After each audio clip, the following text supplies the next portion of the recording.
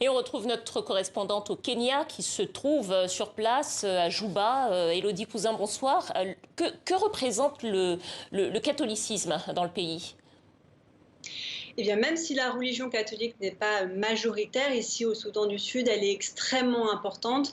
Déjà parce que, eh bien, l'Église soutient le Soudan du Sud depuis des décennies. D'abord face au Soudan musulman, dont elle a eu l'indépendance en 2011, et depuis le début de la guerre civile, eh bien, elle sert de médiateur entre les différentes factions rebelles, entre le gouvernement et les opposants.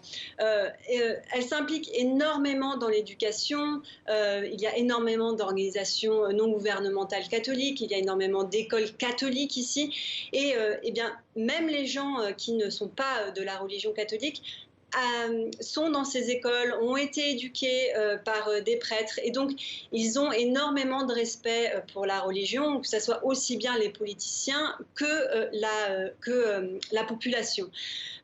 Pour rappel, lorsque le conflit a débuté en 2013, eh bien, les églises, souvent, ont été les premiers refuges des Sud-Soudanais parce qu'ils avaient confiance en l'église catholique. Notamment, cette semaine, j'ai passé du temps au sein de la communauté Don Bosco.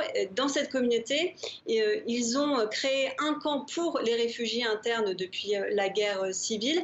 Ils ont également créé des écoles et ils reçoivent eh bien, des Sud-Soudanais, des jeunes Sud-Soudanais de n'importe quelle ethnie, de n'importe quelle religion. Et pour des gens qui eh bien, subissent un conflit, subissent une guerre civile depuis des années, c'est extrêmement important. Enfin, le pape a été élu en 2013, l'année où le conflit, où la guerre civile a commencé au Soudan du Sud. Et donc, pour le pape, c'est aussi extrêmement important, ce pays. Il a souvent évoqué le Soudan du Sud dans ses prières. Il a promis depuis des années qu'il viendrait ici à Djouba. Et voilà, c'est pour lui important d'évoquer un conflit qui est souvent méconnu à l'international. Élodie, vous avez rappelé le rôle de l'Église catholique dans ce conflit au Soudan du Sud. En quelques mots, qu'est-ce que ce pays peut attendre de la visite du souverain pontife?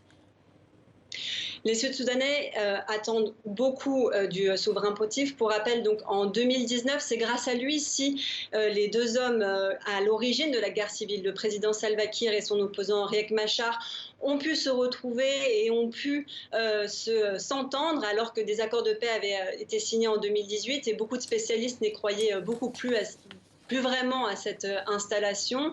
Depuis 2020, pourtant, l'instauration de cet accord de paix stagne.